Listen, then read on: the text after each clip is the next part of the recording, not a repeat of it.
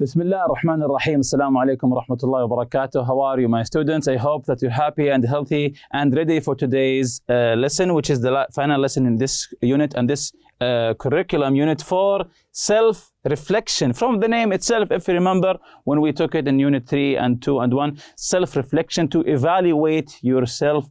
In this unit, of course, to self-reflect upon yourself, to give yourself feedback about this unit, which is really important to know about your weaknesses, your points of weaknesses, and your strengths in this unit. But before you do that, open your workbook, page 119, exercise L. Complete the online blog about ethics and technology. Use the verb in the parenthesis and future progressive or future perfect tense. So let's read it quickly now. The technology is ready now, but are we ready for it? Technology has completely changed. Just to make you read with me, technology has completely changed the way we live and work, and it will continue to do so in the future. According to a market forecast, 5 years from now, e-learning will have reached. This is future perfect, of course, because here it says 5 years from now, e-learning will have reached a volume of nearly $6 billion in the highest buying markets. This amount will be spent on packaged content, development services, learning platforms, tool hosting services, authoring software, and platform installation. Higher education become the largest buyer by the end of the forecast period. Remember, when you have two events, we choose the future perfect. So how do we answer this one? Using the future perfect. Yes, will have become, will have, and the perfect form of the verb become the largest buyer by the end. This is the second event here, by the end of the forecast period. More than 3 million students in the US attend virtual schools. So do we have two events, or we're talking about an action that will be in progress, continuous in the future? Yes, so we use the, of course, future progressive. Will be attending virtual schools, and more corporations use e-learning platforms for meetings and training sessions. So, and more corporations, it's the same thing. We're talking about the future. Will be using e-learning platforms for meetings and training sessions. Moreover, rapid developments in robotics and AI, artificial intelligence, will mean that soon we will all be able to study or work remotely from the comforts of our home. We will send our robot to school or to the office instead. By 2025, it's quite possible that some households will own a robot to carry out porter-style tasks, such as delivering and carrying packages. By 2030, experts believe that robotics and the verb develop. And remember, here we have by 2030, so we have two events. Yes, very good. So now we choose the future perfect. Will have developed so significantly that smart robots will be capable of performing autonomously and make common sense decisions. By 2050, some scientists believe that smart robots, and the verb is reach. So it's the same as this one. So, yes, will have reached. It's the same thing, future perfect. Will have reached such a high level of intelligence that they will be able to provide emotional care and companionship to the elderly and sick. So the robots will develop emotions. So is this good or bad? It's according to your own view of this matter. Exercise M, page 119. Answer the questions about the text. So about the text that we just have answered. What will have happened by the year 2025? If you go back to the text, what will have happened by the year 2025. So this is future perfect in the question form. What will have happened by 2025? Go back to the text. Read it carefully again. So let's check the answer now. What will have happened by 2025?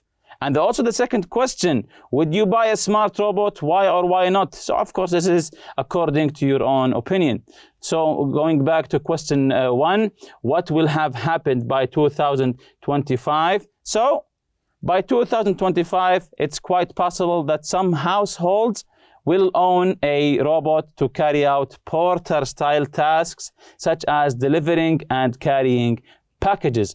By 2025, it's quite possible that some households will own a robot to carry out porter-style tasks such as delivering and carrying packages. Would you buy a smart robot? Why or why not?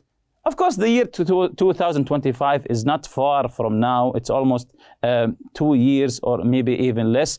So are you excited about getting a new robot that will do some chores for you, some tasks for you? Are you excited? Or some people are afraid of the idea that robots are being intelligent, having emotions, having feelings. So what do you think about this issue here? Would you buy a smart robot? Why? If you say yes, why? If you say no, why not? So you can answer this one, of course, by yourself. I said, of course, yes, of course, to make my life much more comfortable and easier. Of course, if I buy a smart robot, this will make me comfortable and, of course, make my life easier because he will be doing my chores for me as I program him, of course. Or I program it because it is a robot. So would you buy a smart robot? Yes, of course, to make my life much more comfortable and easier.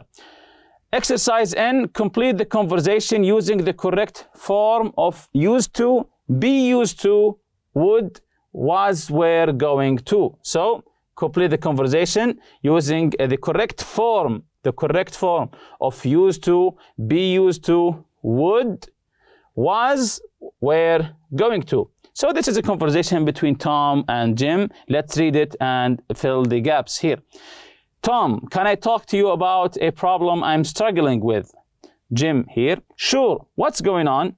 Tom, my brother isn't doing very well in his history class. He be really hard-working student. So, my brother isn't doing very well in his history class. He, number one here, the verb is be, a really hard-working student. So, how do we answer this one? And remember the correct form. If you want to use used to or be used to, would, and so on. He be a really hard-working student. So this is an easy one. Yes, he used to be. So he used to be. It means that he was in the past, but he isn't now. He used to be a really hard-working student, and he always listened to the teacher. So, number two, we have always and listen to the teacher. So, let's see the correct answer. And he would always listen to the teacher. He would. We say would when we are 100% sure. He would always listen to the teacher, but lately he has become distracted. Anyway, he has asked me to write his history report for him. I not go, but I now think that maybe I should. So, again, anyway, he asked me to write his history report for him. I not go, but I now think that maybe I should. So, number three, let's see the correct answer here.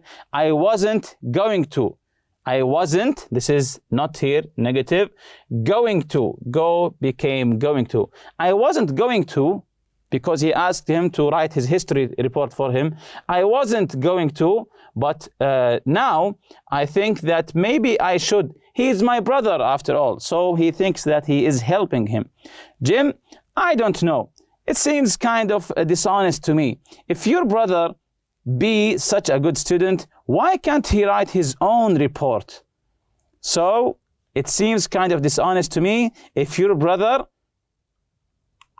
used to be such a good student, used to be, to talk about a past situation here, past situation. If your brother used to be such a good student, why can't he write his own report? Well, he really wants to join the school football team and he hasn't been concentrating on his studies. I've written a few papers for him over the last few months. Jim here, oh no, Tom, that's terrible. You should stop writing those papers. Tom here, I know, but I want my brother to do well in school. Mom and Dad, use him getting great grades and they will be disappointed if he fails. So, Mom and Dad, use him getting great grades. Use. So I think this is an easy one. Yes, are used to him getting great grades and they will be so disappointed if he fails. If I help him, he will get a better grade in history. Also, he promised that he will do all my chores for the next month if I write the paper for him. So this is the conversation between Tom and Jim. Exercise O here, write a similar conversation between you and your best friend about a situation, the situation below. Write your conversation in your notebook. So we will read this situation and you will write a conversation similar to the last one between you and your friend. Use used to, be used to, would and was going to. So you are a writer for your school newspaper. You're working on an article about a local water pollution problem. You think that the pollution is from a factory that dumps chemicals into the river, but you aren't 100% sure. The pollution might not come from this factory. Some people are organizing a protest march in front of the factory. They want you to support them and to write a story about how bad the situation is. What will you do? Will you go with them? But you're not 100% sure. So in this situation, read it carefully. Try to have a conversation with your friend. Of course, use what we have learned. Used to, be used to, would and was going to. And if you remember the project that we took previously, gather information about new groundbreaking methods of treatment and procedures used in Saudi Arabia. Then I asked you to make notes here about the groundbreaking procedure, target condition, the patients, the description, the origin of the treatment, the equipment used, and so on. So jumping to today's lesson, write your feedback and self-reflection, to write your feedback and self-reflection. Things that I liked about Unit 4. What did you like about Unit 4? Maybe some lessons, maybe the theme. What would you do if you were in someone else's shoes? Hypothetical. Of course, this question is hypothetical. So, what did you like about Unit 4? Things that I didn't like very much. Things that you didn't like very much about this unit. Things that I found easy in Unit 4.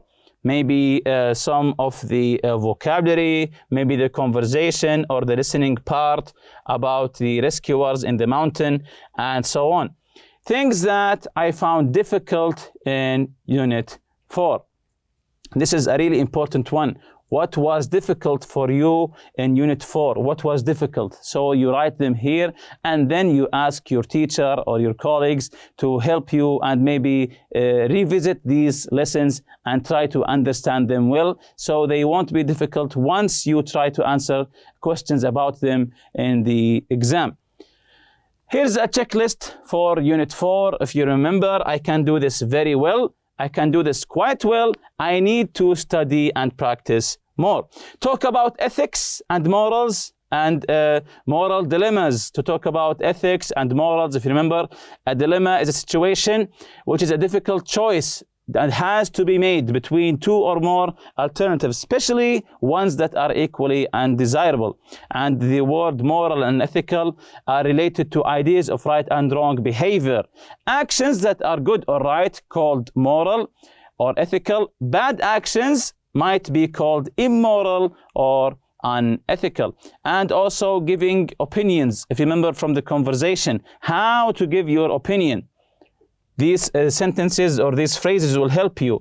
In my opinion, I feel or I believe, as far as I'm concerned, the way I see it, it seems to me that I would think or say that. Present hypothetical conditionals versus past hypothetical conditionals. If you remember this lesson from the grammar, the present hypothetical conditionals talk about imaginary situation. The simple past tense is used in the if clause. Would, could, or might is used in the result clause. So we have two clauses, the if clause here and the result clause. The if clause, we used the past tense.